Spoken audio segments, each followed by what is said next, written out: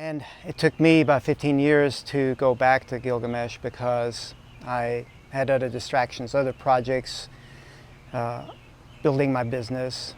And to be honest, it's kind of intimidating. So I was wondering what to call this route. And it really didn't come to what I feel is the appropriate name for it until I started working on it and figuring out the sequence.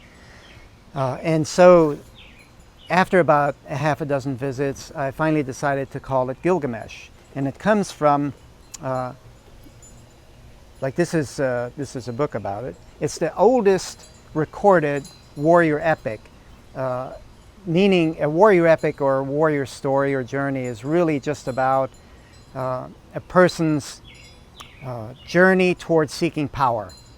And just a little bit of background about this Gilgamesh story itself.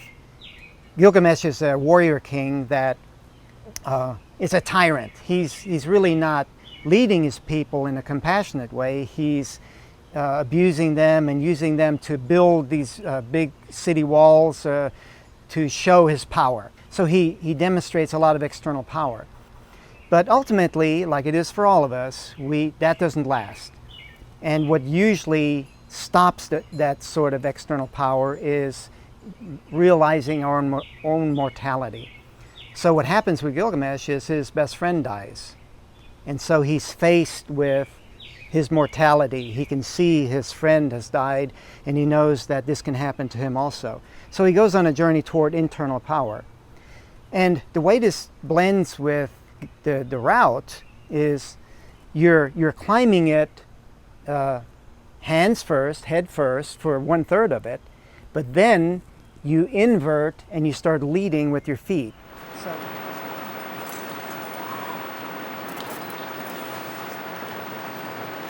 So what that means to me is when we're going through life looking for external power, we're kind of looking for it in a very direct way. Like think about, I want to ascend, having that motivation or that desire. Well, you can't accomplish the ascend directly.